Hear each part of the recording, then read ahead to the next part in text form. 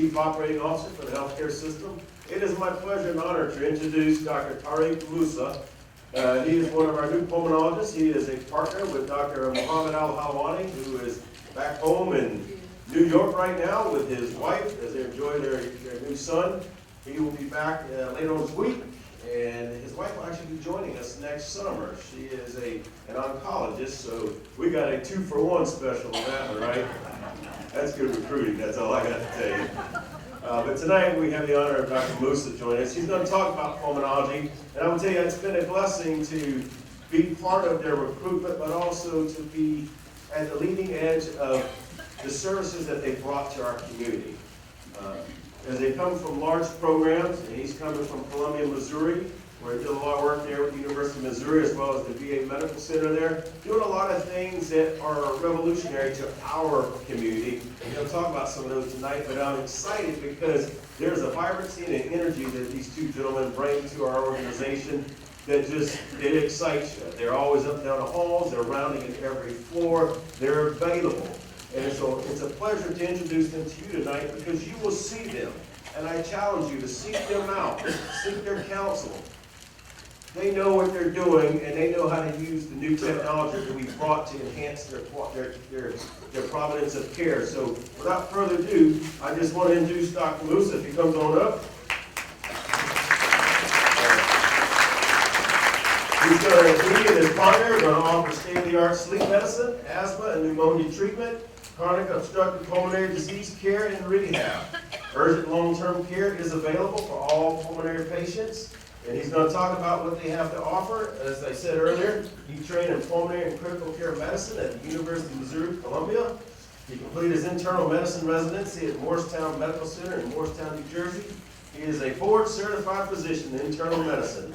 Welcome, Dr. Musa. Take it away. All right. Oh, by the way, he cheers for Real Madrid, and he does not like his partner for the sheer fact that his partner likes Bayern Munich. So there's a different kind of football they brought to Kansas that we're just not used to hearing.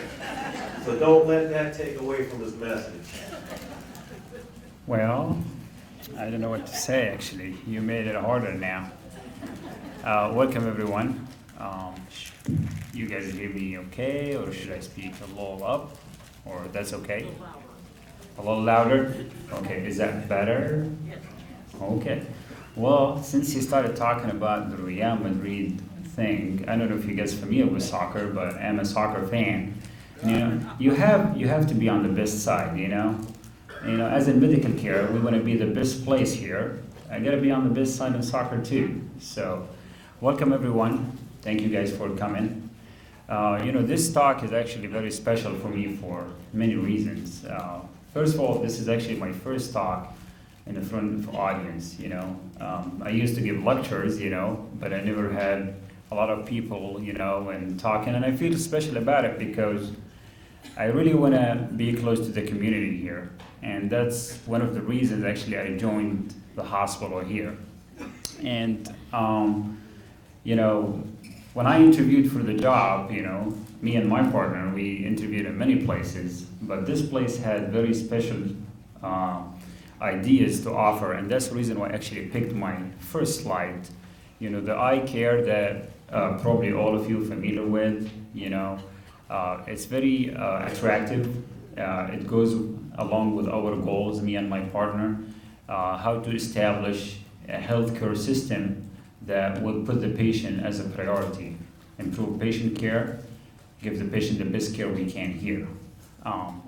So I couldn't say no to this hospital.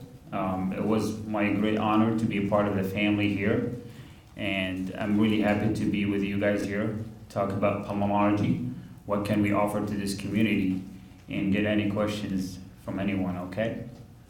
So, first of all, thank you, Mr. Hoyt, for the introduction.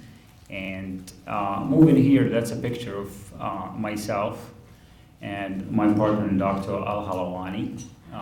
It's a long name. He likes to go with Dr. Mo.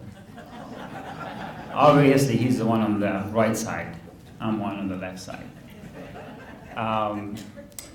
This actually was one of our pictures in the ICU when we came in early July, literally after we moved out. He moved from New York, and I moved from Columbia, Missouri. It was a good memory. So unfortunately, he's not here today, but he will be coming in, and hopefully in the future give some talks. Okay.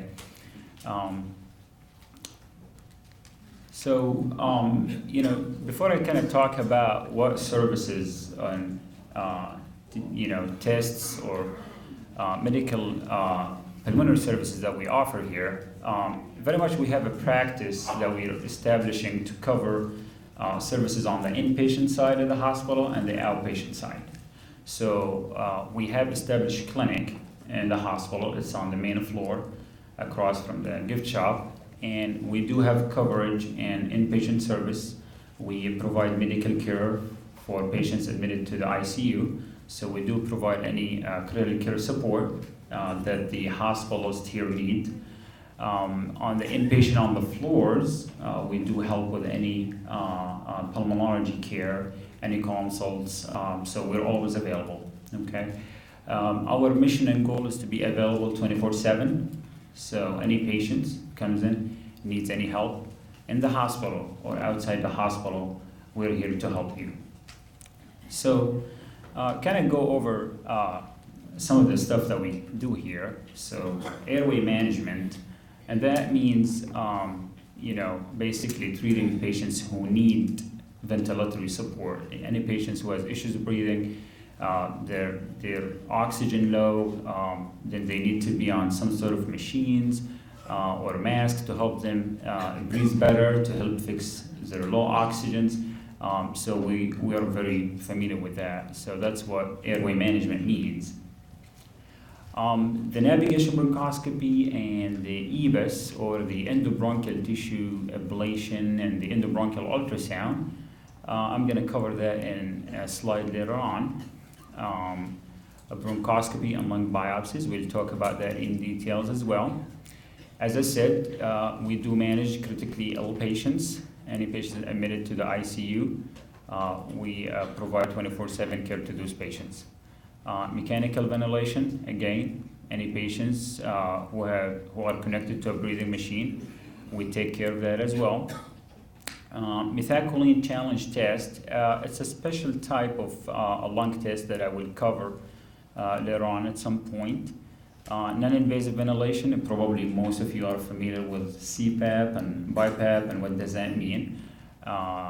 It's basically a mask that goes on the face and give you pressure to help a patient breathe, to help fix low oxygen levels, and it can go on the inpatient as well as the outpatient side. And the outpatient side is basically being used to manage sleep apnea patients, which is a very common disease.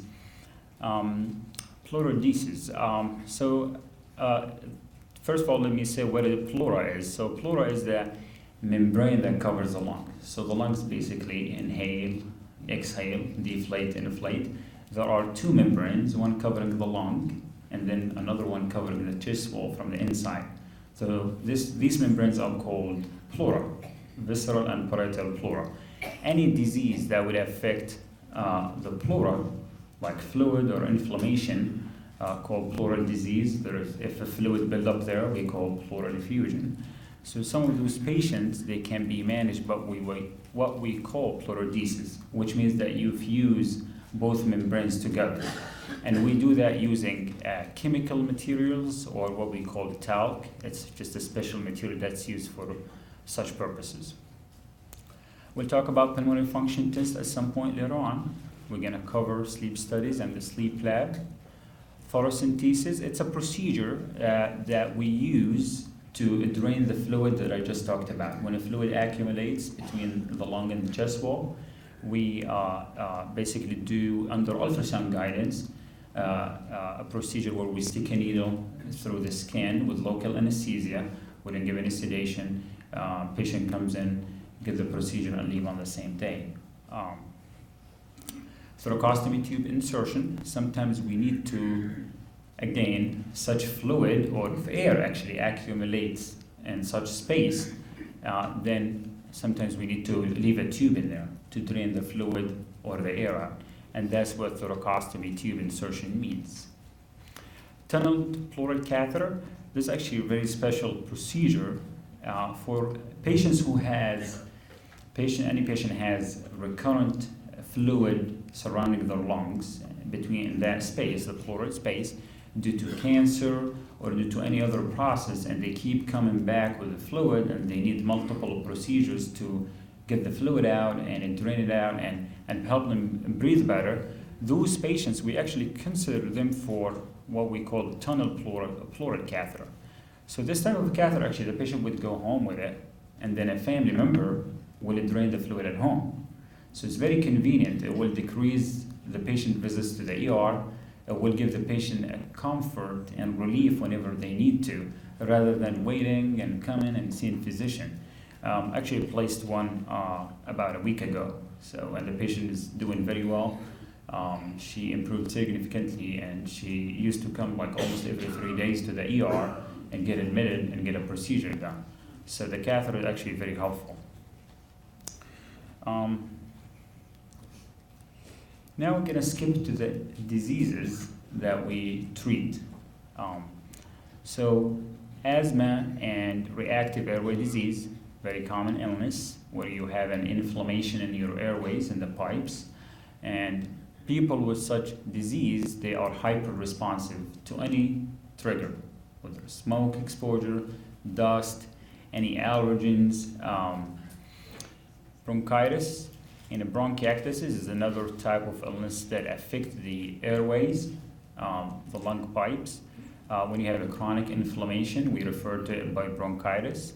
Bronchiectasis, when unfortunately there's recurrent infection or chronic inflammation affect your pipes, that may cause destruction of the airways and make them dilated.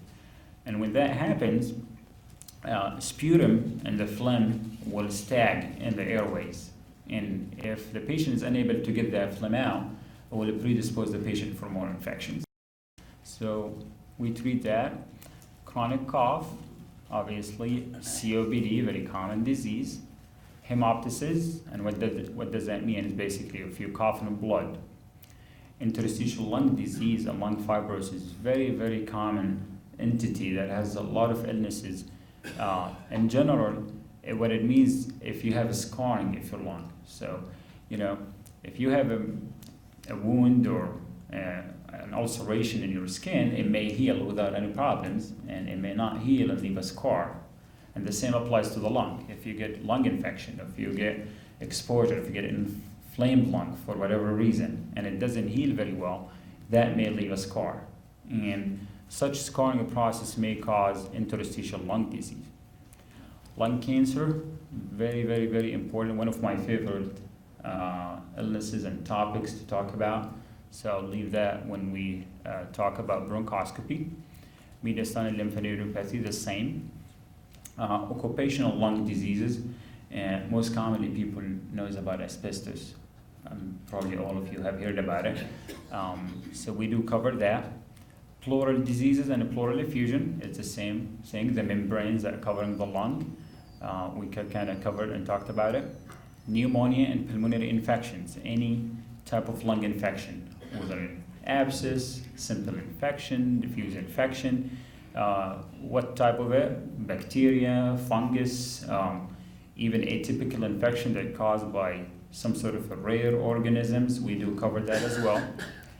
Pulmonary embolism, that basically a clot that goes into the pulmonary artery. So normally, the right side of the heart gives you a branch called the pulmonary trunk that bifurcates and gives supply to the lung.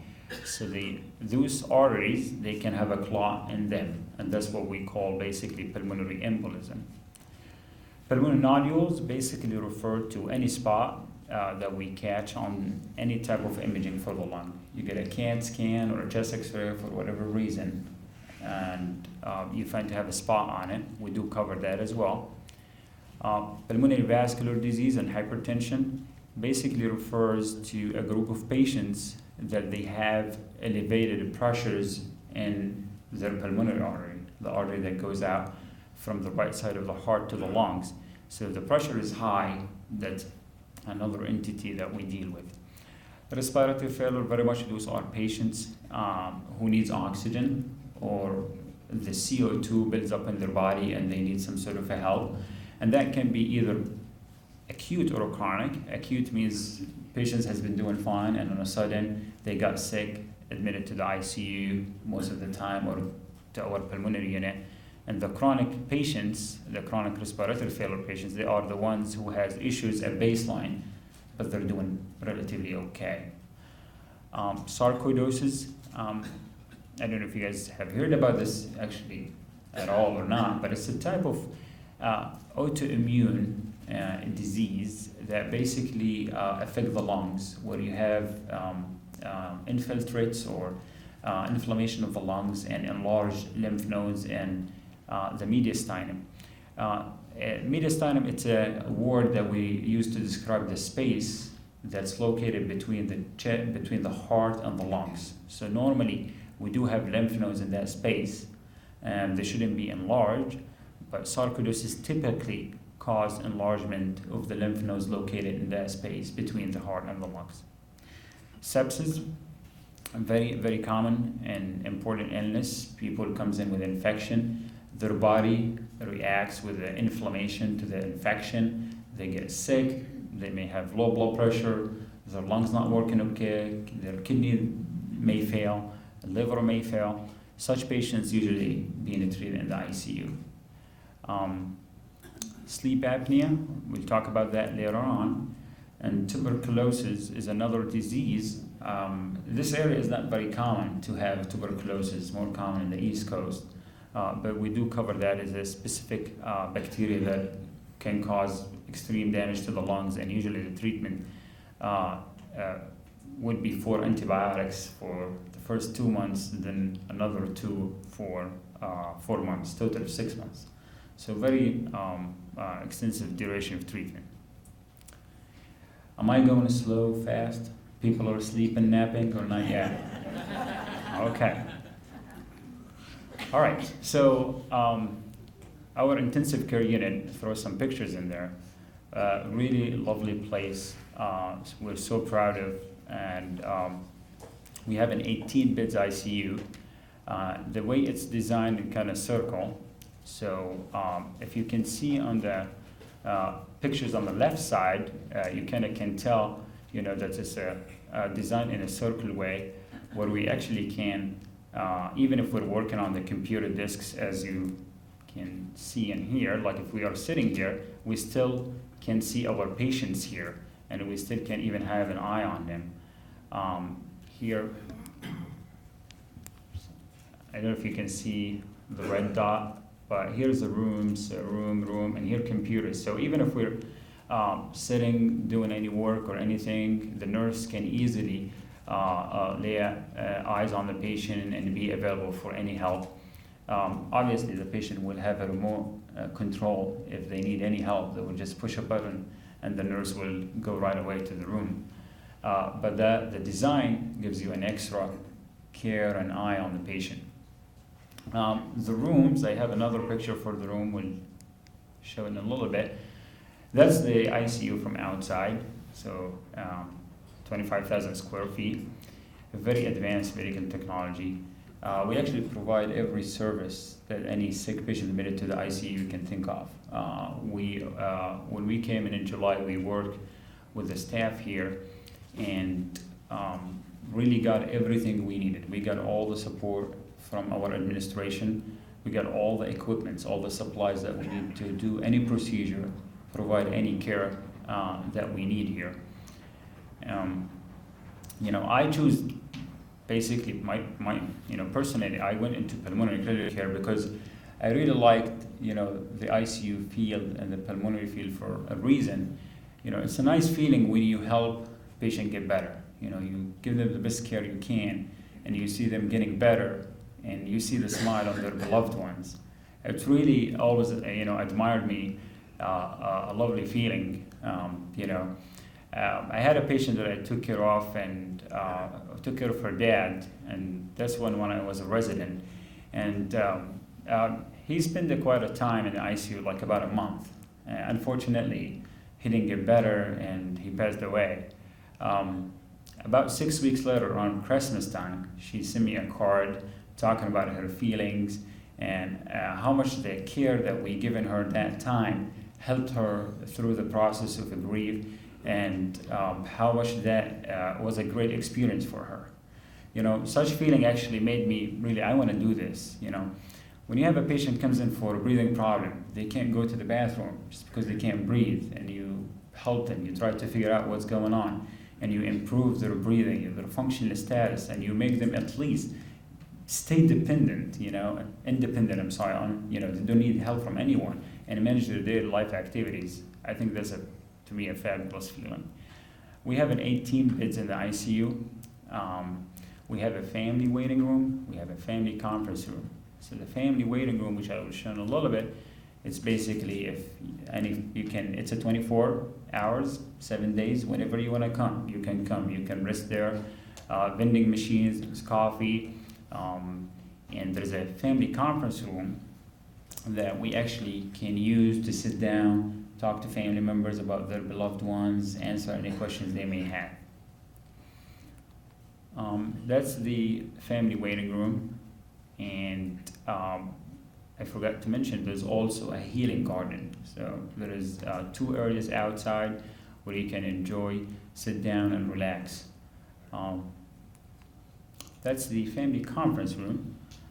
So basically when we want to talk about the patients with their family members, you know, we sit down, we answer all the questions, very quiet, private room.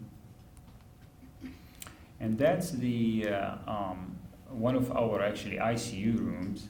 I took this picture actually today. I'm sorry if it doesn't look great. You know, I hope I'm above average photographer. So as you can see, very really, you know, I worked in many ICUs, and not because I'm, you know, work here, but this is absolutely one of the best I have ever seen.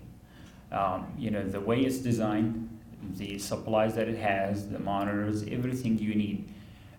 If you look here, I don't know if you can see, but there's a couch where, you know, family member can actually stay overnight and sleep in there. And not a lot of ICUs has that.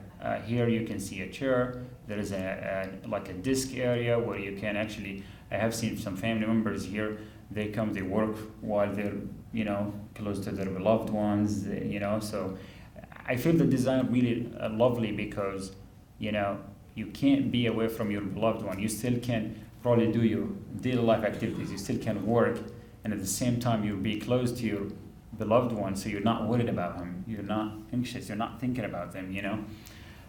It's a lot of space, very spacious. I mean, we can do easily any procedure we want in the ICU at bedside without any problems. We have obviously nursing staff, very qualified, skilled staff that they're familiar and they know how to take care of any sick patients.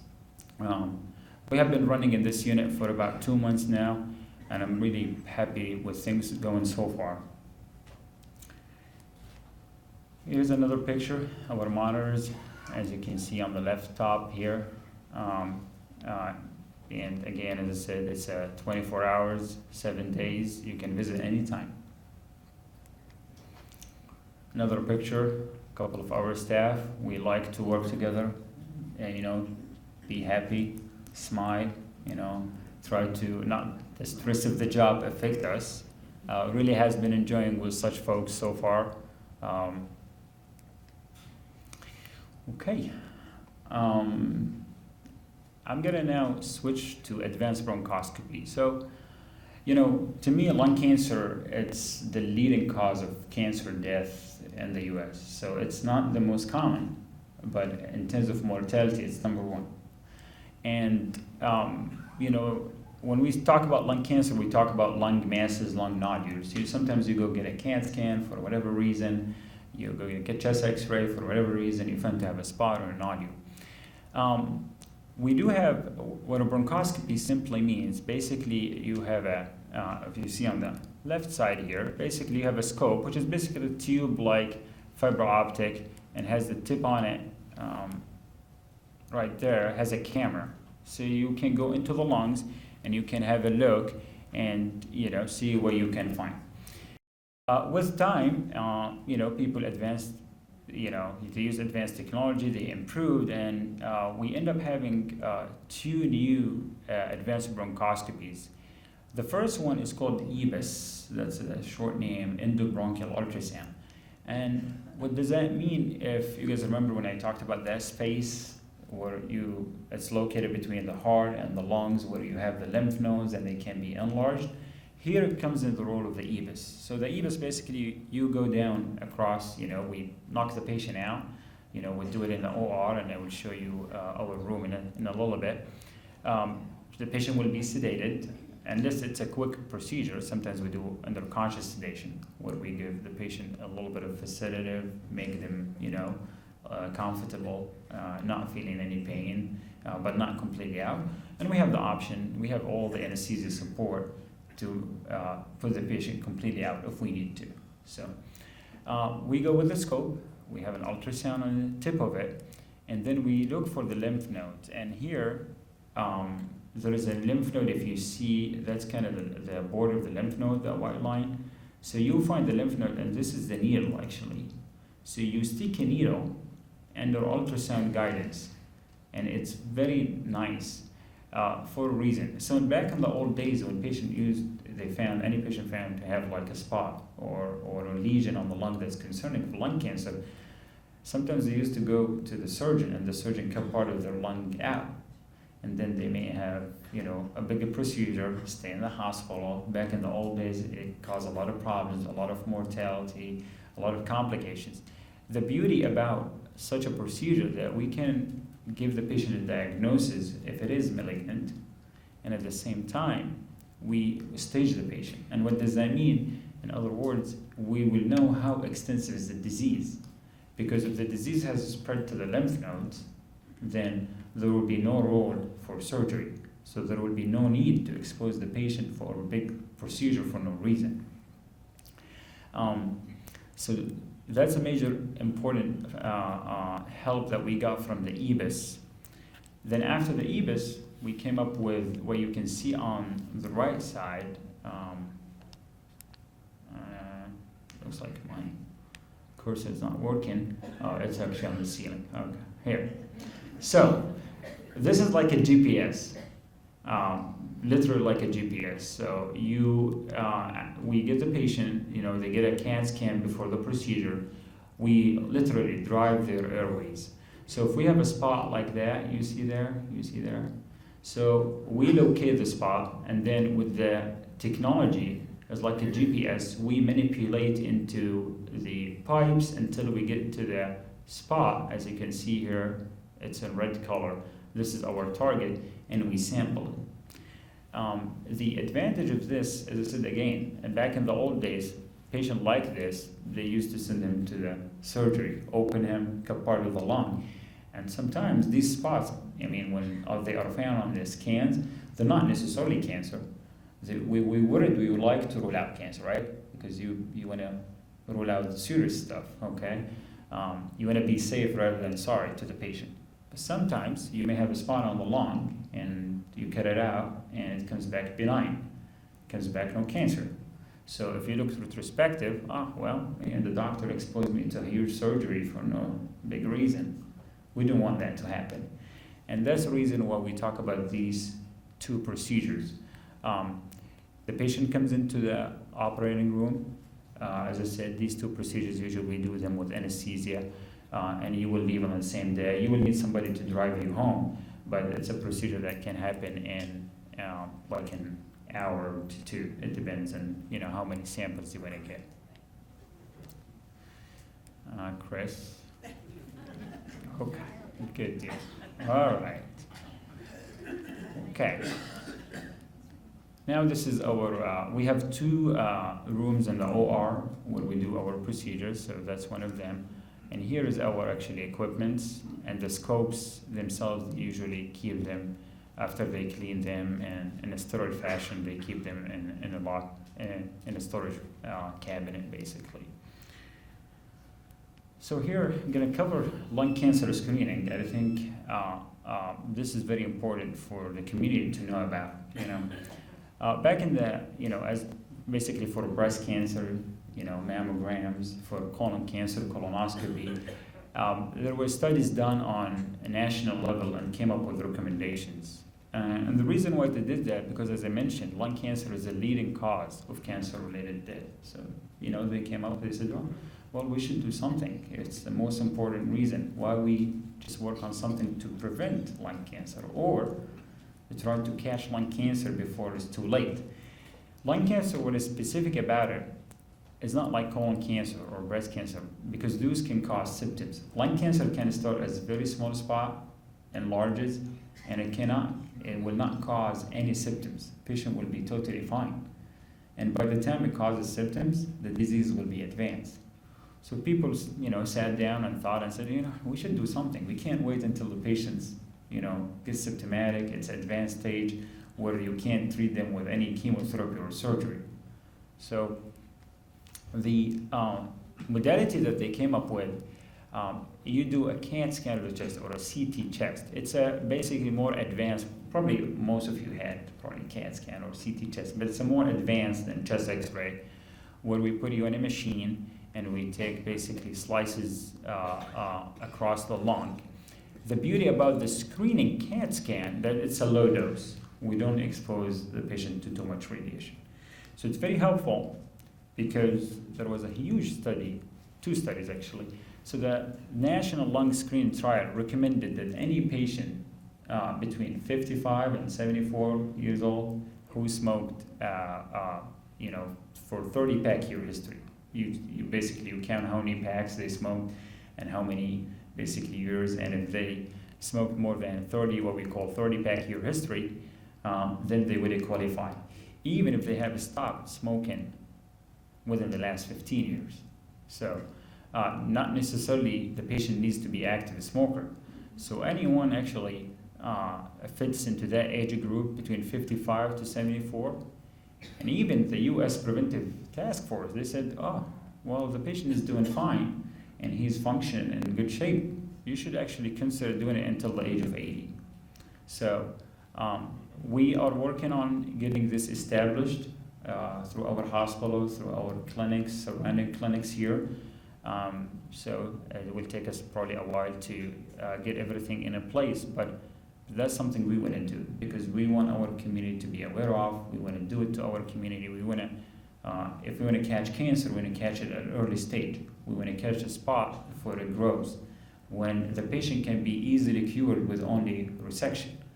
So the way things we do it basically is, if there is a spot or a mass, then you come to us and we'll evaluate and we'll decide, and if we need to do a biopsy, we'll use our advanced technology that I talked about to sample, and then if it's malignant, then we talk about sending you to the surgeon.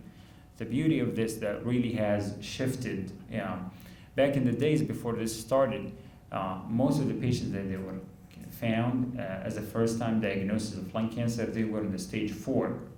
After the start of lung cancer screening, actually there was a significant shift from stage 4 lung cancer to stage 1. And most of the stage 1 lung cancer, they manage only with surgery. You didn't need radiation, you didn't need chemotherapy, which can cause a lot of troubles and side effects. Now moving to our outpatient clinic, that's our waiting area. And we do have a Thursday clinic in the afternoon. We're looking to expand it once we see how things go. Saturday clinic, which is probably a lot of people wonder why we're doing this. And the reason why we came up with Saturday clinic is we know a lot of family members, they would like to be with their beloved ones when they come to clinic and they can't take off work. And some patients, it's just easier for them to come on a Saturday. So we do have a Saturday clinic. And believe it or not, so far it has been, to me, more full than Thursday clinic. So Monday is going to be a third day in the afternoon as well. But again, we're thinking to expand the hours, as the time goes. Dr. Al-Halamani and myself, we do basically also see patients even outside these normal days. So, like especially for patients with any concerning fluid surrounding the lung that could be concerning for cancer, spot in the lung, any lung mass, or any patients that are suspected to have some sort of malignancy on the chest with their lung, with or something else. We don't want those patients to be waiting. So we get them in on a special visit if we need to, and sometimes we do actually the visit and the procedure on the same day, because we would like for those specific population to give them the best and the fastest care we need. We don't want to wait on or sit down on a possible cancer. We would like to give the patient the diagnosis and the answer so we can also start the treatment as soon as possible. Believe me, you may think this is too much, but from my experience, I had seen patients in some places not taking care well often. They come and they don't get a diagnosis until 3 or 4 weeks from the initial presentation, and then another 2 or 3 weeks until they start treatment. You talk about like 2 months. Actually, here we can get you an answer in 5 days, in the worst.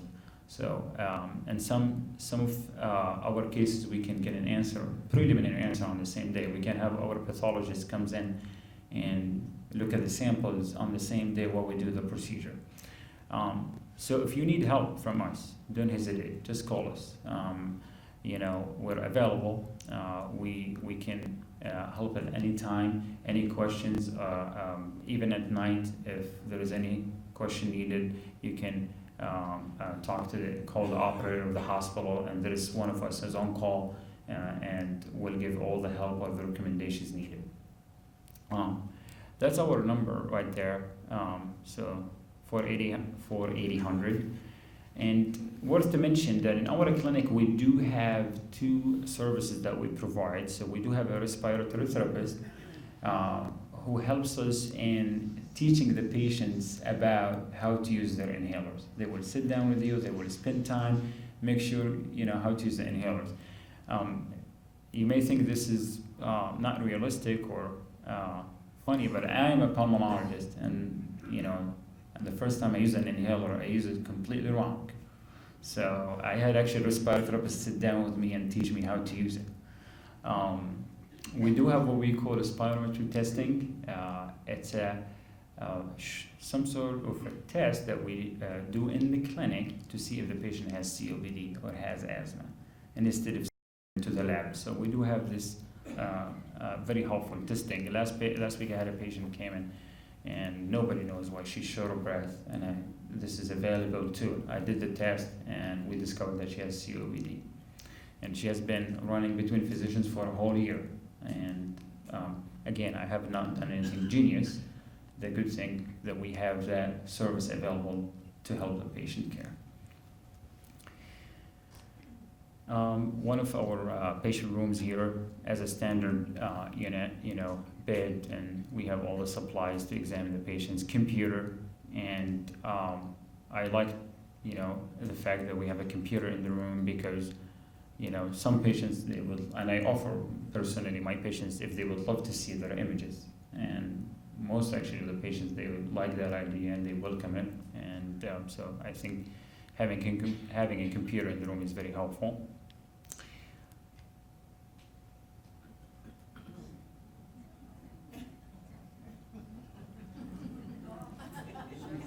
I want to make sure you guys don't fall asleep.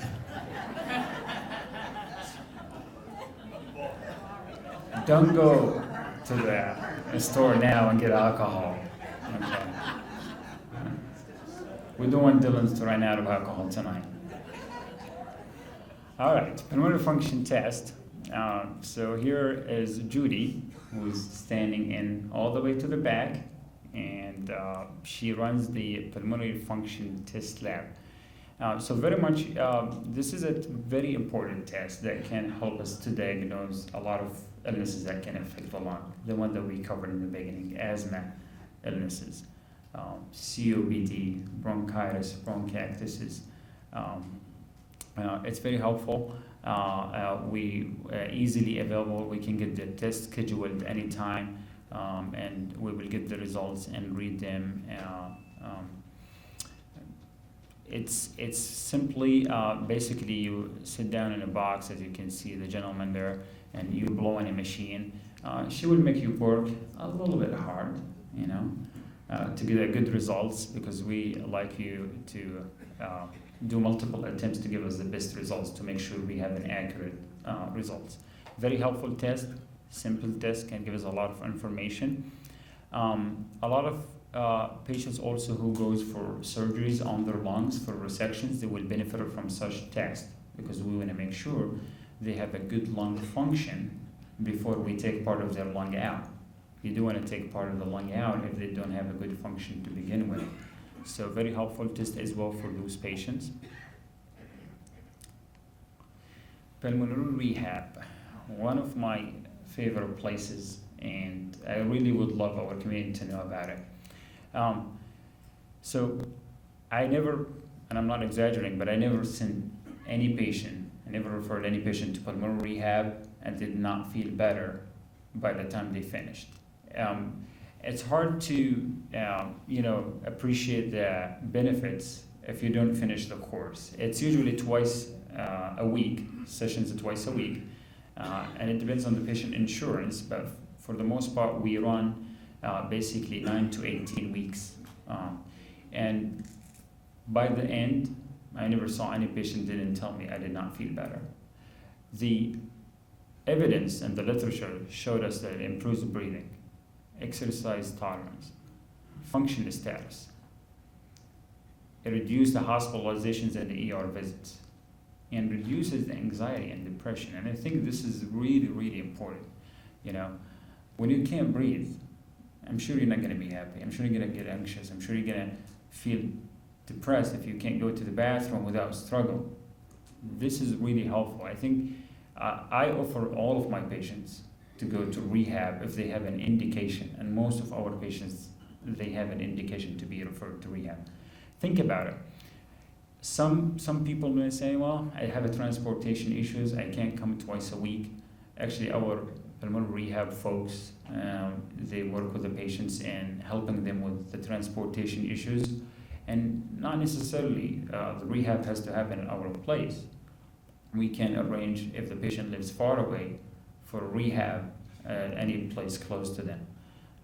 Very important, 3 phases.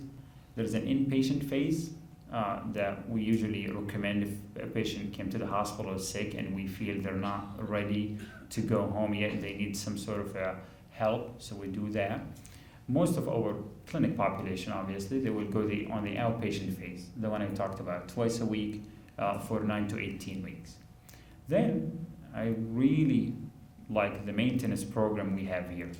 So you come in, there are certain times on Monday, Wednesday, I believe Friday and Tuesday and Thursday, different times. But the beauty of the maintenance program is you can have sessions for $1 in each session. The nice thing about it, you will work to keep what you have learned in the inpatient or the outpatient and keep doing this. And I think the maintenance really helped to keep the patient in shape. Very nice, very fully equipped, very big area. I really like it. Some other pictures here.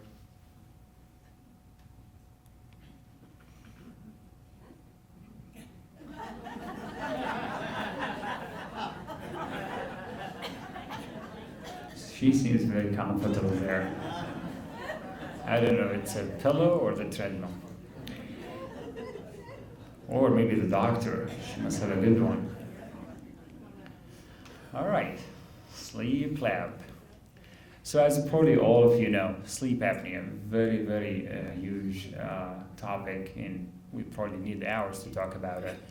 You know, worth to mention that my partner, Dr. Al-Halawani, Dr. Mo, he is actually certified in reading sleep studies, and he's sleep board certified to manage patients with any sleep problems. Okay, I do treat sleep apnea as well, but he has the privilege of treating also beyond sleep apnea, like narcolepsy patients, for example, or patients with difficulty to sleep at night. Our sleep lab is physically not part of the hospital. It's on Main Street. Probably most of you know where it is, but it's functionally part of our system. So we usually schedule the patient. We'll read the study in a week or two, and then we'll take care of any BiPAP or CPAP prescription needed. And for most of the time, we'll take care of everything of the test, the order, and schedule it through the clinic. My clinic staff will help with that. But if you have any questions or you want to schedule anything, this is that phone number that you can call. Sleep apnea is really extremely important disease to know about, and unfortunately, I felt for some part during my training that some people they underestimate how important to make sure your sleep apnea is under control. And I did actually look into the relation between sleep apnea and forming clots in your lung, and actually it increases the risk. Sleep apnea is very well known to cause heart disease, very well known to make your rhythm go into AFib, not controlled rhythm, even the blood sugar be high. Very important disease. The symptoms usually, when I ask my patients about it, like snoring, or if you stop breathing while you sleep at night, obviously the patient himself doesn't recognize that, so you have to ask the wife if she's not happy, that's not sleeping well, maybe that's the reason. If you're fatigued during the day, if you woke up not refreshed, if you woke up tired, morning headaches, if you have a daytime sleepiness, if you need to nap, if you doze off, all of these are symptoms that you guys should be aware of. If yourself or a family member has, then we need to know to check. Come see us and we'll help you. Our sleep lab, so that's, the masks. I'm sure probably all of you are familiar with the BiPAP or CPAP. Basically, very much it's a machine that will blow air at a certain pressure, and we can test. We have different types of masks. It depends on the patient comfort and what fits and what works. Some stuff of them cover only the nose, others cover the nose and the mouth. They usually do a very wonderful job in checking, on the mask and what is the best size and what is the best fit.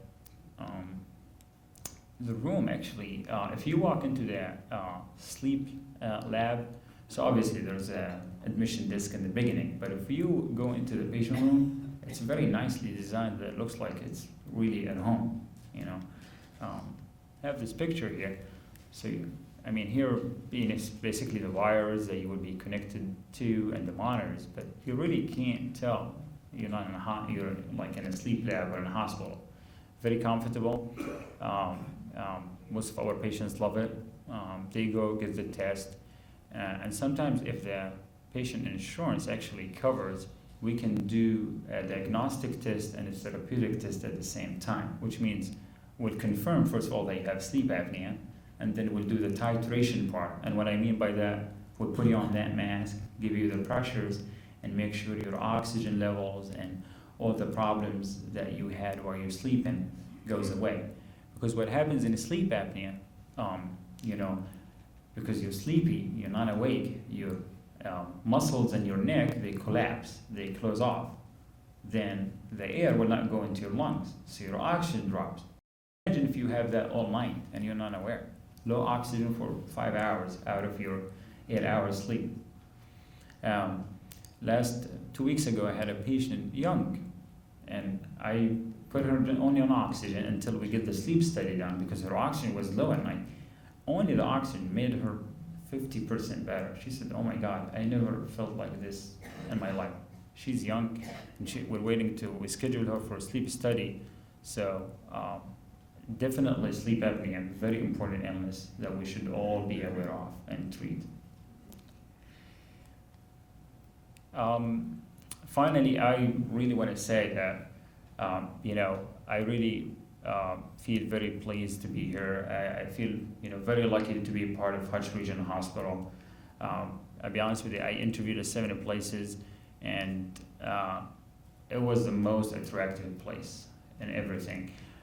The community here, the staff, how close are they to each other, how nice, how welcoming, the atmosphere was really, I felt like really I'm in my second home,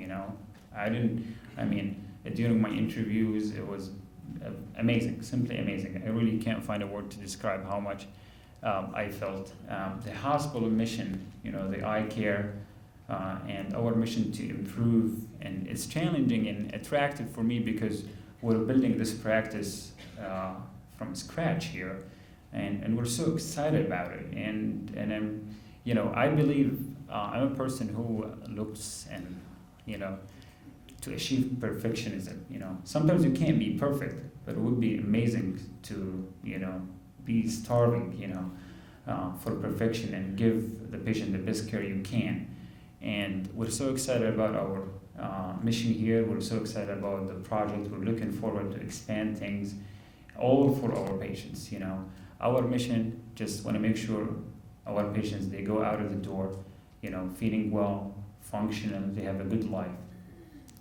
This will not be achieved with me thanking all the folks. I wanted to put this picture to say, I'm part of this team. Yeah, I could be the physician. Maybe people think, oh, you're the one who's making the call. I don't think so. I think the one who makes the actual call is my staff. So thanks for all of my staff. Judy from the PFT lab, our ICU nurses, our sleep lab, Melissa and Roylene doing wonderful job in our clinic. Really, we can't give the best care without those folks. So I would love to thank them from my deep heart, and it's really my great honor, to work with them. My great pleasure to be here, and thanks everyone really for coming. I'm sorry if it was a long talk or a boring talk, this is my last slide. I don't know if actually you guys know what is this. Does anybody know? It's the library in Alexandria. I'm sorry? It's the library in Alexandria. Close enough. Petra, how do you know that? Have you been there? Oh, really? Okay. It's actually, it's one of the, basically, World Seven Wonders, it's in Jordan. It's funny that I put the picture there, but I never been there. So, one of my colleagues actually, went there, and he loved it. He loved it. I feel like, somebody living in Chicago, and because he lives there, I will go to the Skydeck Tower at some point. And maybe that's the way I didn't go there. My Dr. Al-Hawani is also from Jordan, so I wanted to put that picture to thank everyone. And maybe you can get the chance to visit one day. What's that? Oh, our daughter just told me, we were talking about that just the other day.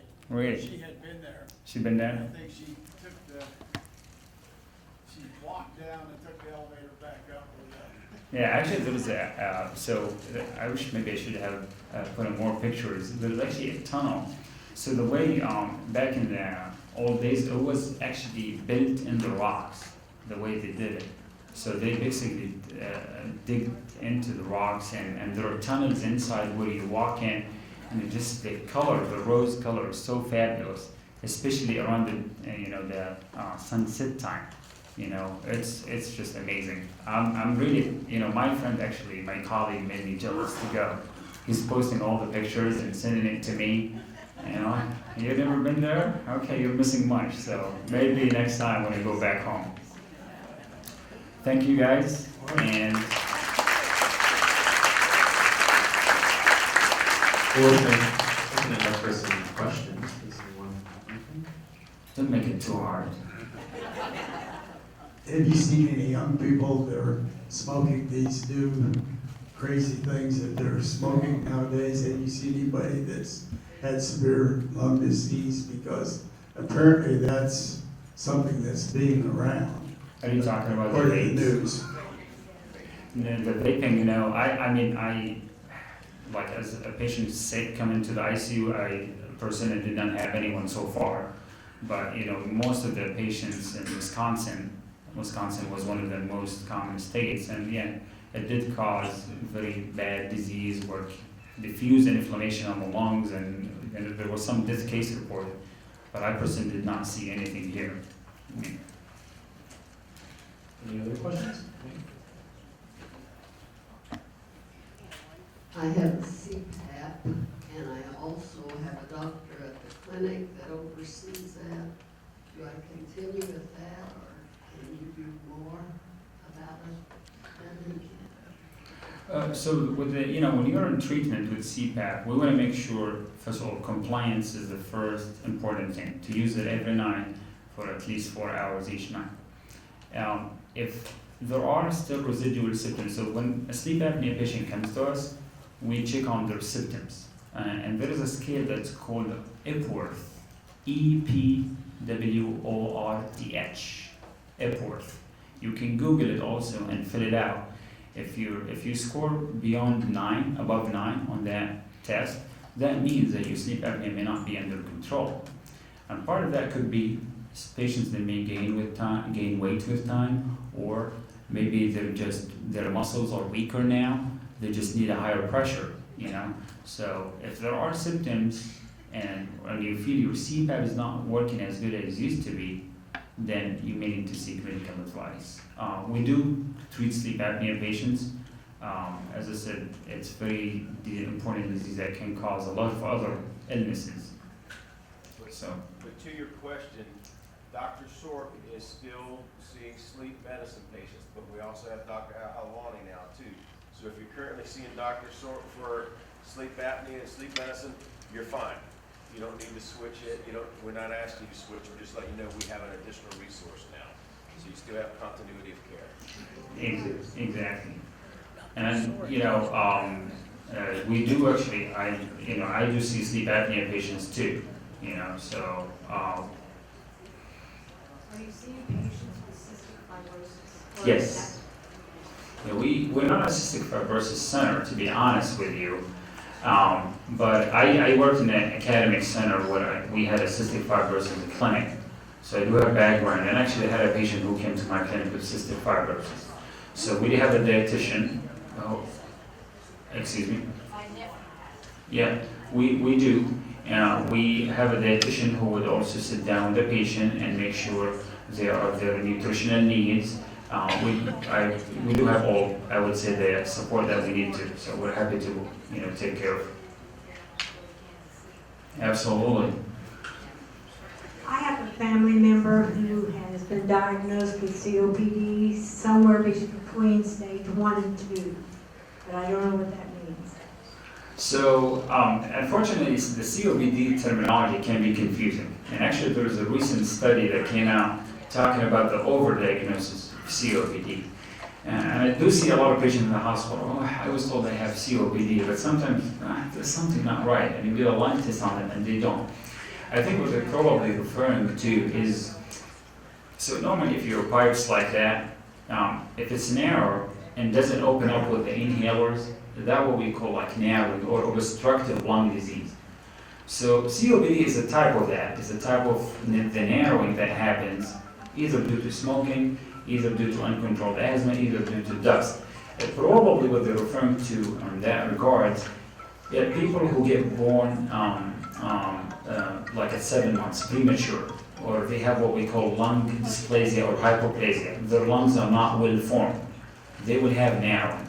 So obviously that's not COPD. COPD typically is caused by smoking, and you have to smoke for at least, at the minimum like 15 to 30 years. So I went, for example, personally, when I get a patient who is 30 or 40 years old and tells me I have COPD, no, I know that there's something else going on. It's overdiagnosed, but it's definitely important that this to be taken care of. Can bronchiectasis be hereditary? It can. So the bronchiectasis can have a lot of reasons. It depends on the location. So it can be due to pneumonia. It can be due to sarcoidosis, the autoimmune disease I talked about. Cystic fibrosis can cause bronchiectasis. Certain cancers can cause bronchiectasis, like lymphoma. HIV can cause bronchiectasis. But on top of these, asthma can cause bronchiectasis.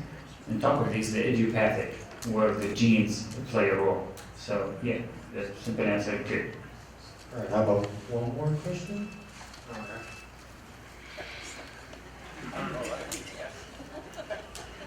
Gotta remember my question now. I remember that they said if you quit smoking after so many years, your lungs were clear again. Is that correct? So it depends if there's damage happened. So for COPD patients, the only thing that proven to improve the mortality, they have to stop smoking. So it depends. If there's damage that happened based on the lung test or the imaging, unfortunately the damage has already happened, it doesn't go away.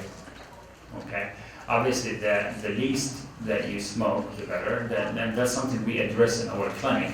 And believe it or not, the literature has shown that people try up to 8 times before they succeed to stop smoking. It's not only about medication. There is a lot of meditation and social factors associated with it.